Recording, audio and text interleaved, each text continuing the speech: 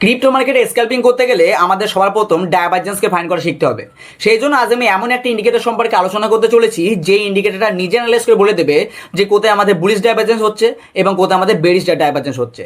কিন্তু এই ডাইভারজেন্সটা যদি আমরা নিজেরা আইডেন্টিফাই করতে যাই তা আমাদের মধ্যে 90% রিটেল ট্রেডাররা সঠিক ডাইভারজেন্স থেকে ফাইন্ড করতে পারে না, সেই জন্য তারা ট্রেডের মাঝখানে ফেসে যায়।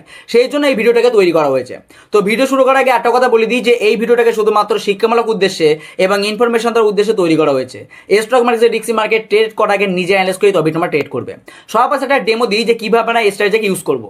এই ইন্ডিকেটর যখন এখানে বেরিশ ডাইভারজেন্স বললো তখন আমরা এখান থেকে শর্ট স্ক্যাল্পিং করতে পারি, এবং এই ইন্ডিকেটর যখন এখান থেকে বুলিশ ডাইভারজেন্স বললো তখন আমরা এখান থেকে কি একটা বুলিশ স্ক্যাল্পিং করতে পারি। ওকে, তো এবারে চলো জানা যাক যে আমরা এই ইন্ডিকেটরের সেটিংটা কি কত চেঞ্জ করবো এবং আমরা কিভাবে ইউজ করবো।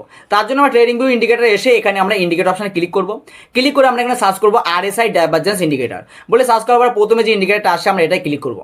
ক্লিক করার পর আমাদের সামনে টিকাটা এরকম ইন্টারফেস চলে আসবে। তো এরপর আমাদের মেইন জিনিস যেটা সেটা হলো সেটিং চেঞ্জ করা। তো আমরা এই ইন্ডিকেটরের সেটিংয়ে ক্লিক করবো। সেটিংয়ে ক্লিক করার পর সবার প্রথমে তোমরা দেখতে পাচ্ছ এখানে 4টে প্লট আছে।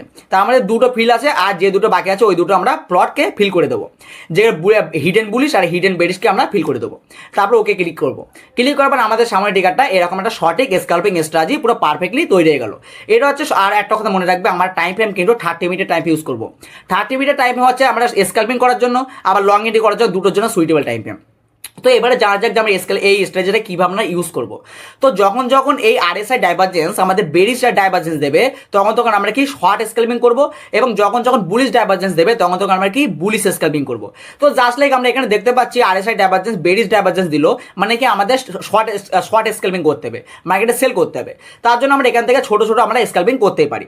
তারপরে আমরা দেখতে পাচ্ছি এখানে হিডেন বুলিশ দিল, মানে কি বুলিশ হওয়ার সম্ভাবনা আছে, কনফার্ম না বুলিশ হবে কিন্তু বুলিশ হওয়ার সম্ভাবনা আছে। যেহেতু আমরা স্ক্যাল্পিং করছি তার জন্য আমরা ছোট ছোট স্ক্যাল্পিং করতেই পারি এইসব ট্রিকে।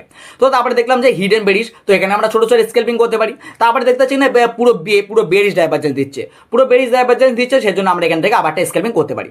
তো আমাদের সবসময় কি রিস্ক রিওয়ার্ডকে মেইনটেইন করে কাজ করতে হবে। ক্রিপ্টো মার্কেটে রিস্ক রিওয়ার্ড হচ্ছে সবচেয়ে মূল্যবান জিনিস। তো এখানে আমরা দেখতে পাচ্ছি এখানে আমার যে RSI ডাইভারজেন্স বুলিশ ডাইভারজেন্স দিল, তারপরে আমরা এখান থেকে লং এন্ট্রি করতে পারি, মানে বুলিশ এন্ট্রি বুলিশ স্ক্যাল্পিং করতে পারি। আর এখানে আমাদের বেরিশ ডাইভারজেন্স দিল, এখানে আমরা বেরিশ স্ক্যাল্পিং করতে পারি, বাট এখানে আমাদের স্টপ লসকে হিট হয়ে গেছে। সেই জন্য বলি নিজেদের রিস্ক রিওয়ার্ডকে মেইনটেইন করে সবই তোমার ট্রেড করবে। এমনটা নয় যে এই ইন্ডিকেটর সবসময় আমাদের ট্রেড দেবে, আমাদের মার্কেটে লসও দেবে। সেই জন্য তো এই ইন্ডিকেটর অ্যাকুরেন্সি আমরা 80% রেখেছি। তারপরে আমরা এখানে দেখতে পাচ্ছি আমাদের RSI ডাইভারজেন্স বেরিশ ডাইভারজেন্স দিয়েছে, মানে কি মার্কেটে আমরা শর্ট করতে হবে, মানে কি সেল করতে হবে, মানে কি শর্ট স্ক্যাল্পিং করতে হবে। তো আমরা এখান থেকে কি একটা শর্ট স্ক্যাল্পিং করতে পারি। সম্পূর্ণ সবসময় মনে রাখবে নিজেদের রিস্ক রিওয়ার্ডকে মেইনটেইন করে তবে তোমরা ট্রেড করবে।